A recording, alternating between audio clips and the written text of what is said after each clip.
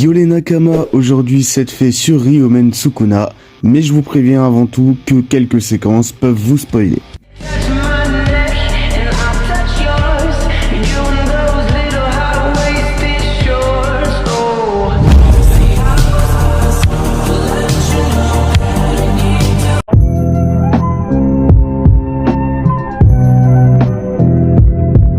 Sukuna est facilement l'un des utilisateurs de Jujutsu les plus puissants du manga de Akutami. L'ensemble des techniques maudites dont il dispose et le carnage pur de l'expansion de son domaine font de lui une menace pour quiconque le considère comme son ennemi. Malgré tout cela, Sukuna commence cette série sous la forme d'un ensemble de doigts pourris.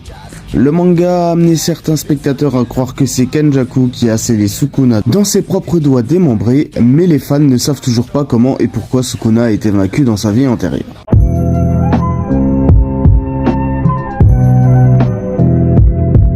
Le premier épisode de Jujutsu Kaisen ouvrait le monde de l'auteur Akutami en présentant Yuji Itadori comme un lycéen surdoué. Après que Megumi ait retrouvé le doigt de Yuji et Sukuna dans un territoire rempli de spirites, il devient évident que Yuji est plus que physiquement doué. Le jeune homme est gentil et altruiste au-delà de son âge, mais rien de tout cela n'explique pourquoi Sukuna a été incapable de le contrôler au moment où il a ingéré un objet maudit de classe S. Mahito, l'un des spirites malfaisants, utilise son énergie démoniaque pour tenter de s'emparer de l'arc relique appelé Urom. Si Sukuna est le roi des fléaux, Yuji doit être lui-même une sorte de roi, car il n'est pas logique que le plus puissant fléau soit rejeté par un élève de 3e anormalement fort.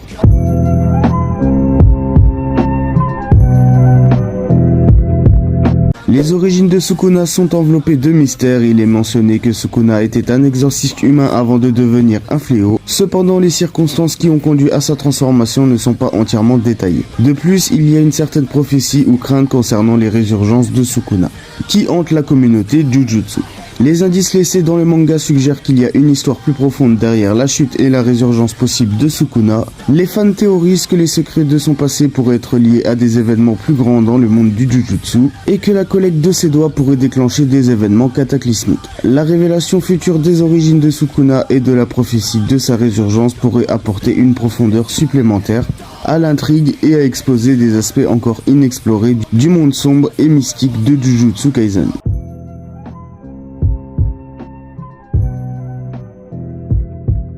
La dynamique entre Sukuna et les autres fléaux majeurs comme Mahito et Jogo est un aspect fascinant du récit. Bien que Sukuna soit le roi des fléaux, sa relation avec les autres fléaux n'est pas celle d'un leader typique. Il semble avoir ses propres agendas et ne pas partager les mêmes objectifs que les autres fléaux. Par exemple, dans l'arc de l'incident de Shibuya, l'interaction entre Sukuna et Jogo a révélé non seulement la supériorité de Sukuna en termes de puissance, mais aussi son indifférence envers les aspirations des autres fléaux.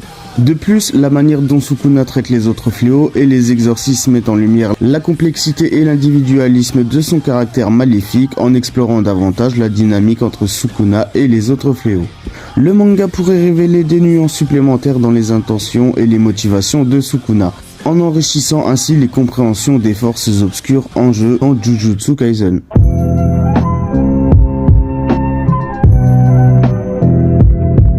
Les techniques maudites de Sukuna sont encore très mystérieuses pour les fans de l'anime. Même les fans du manga continuent de théoriser sur la technique du roi des fléaux. Après avoir vu Sukuna déchaîner ses techniques maudites, les fans sont arrivés à la conclusion que les techniques inhérentes de Sukuna a quelque chose à voir avec le fait de trancher ses adversaires avec de l'énergie maudite. Cette technique maudite semble convenir à quelqu'un d'aussi malveillant que Sukuna. Mais après l'avoir vu utiliser ces techniques basées sur le feu dans le manga, les fans ne peuvent pas être sûrs que le clivage et le démantèlement sont les techniques inhérentes de Sukuna. C'est pour cela qu'ils continuent de spéculer sur les techniques démoniaques de Sukuna qui peut-être sont liées à ses doigts.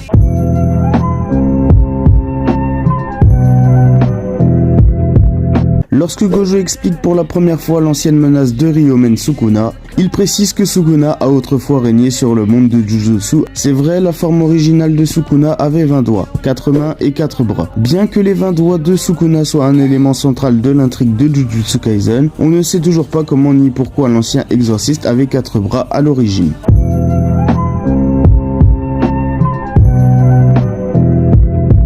Uroma et Kenjaku semblent avoir connu Sukuna dans sa vie antérieure, mais leur lien est encore trop vague pour qu'on puisse lui donner un sens. L'incident de Shibuya prouve que Sukuna et Uroma étaient proches dans leur vie passée, car le roi des fléaux semble surpris de voir le moine aux cheveux blancs du côté opposé du champ de bataille. L'exorciste qui se cache dans ce corps de Suguru Geto est encore plus mystérieux que Sukuna. Mais le temps nous dira sûrement ce qu'il en est de Kenjaku et de Sukuna. Et voilà les Nakama pour cette vidéo de 7 faits sur Ryomen Sukuna. Si vous avez des choses à rajouter comme d'habitude, je vous invite à le faire dans l'espace commentaire. Si tu es encore là à ce moment de la vidéo, je t'invite à t'abonner avec la cloche des notifications et à liker la vidéo pour le soutien. Et moi je vous dis à la prochaine les Nakama. Allez, ciao.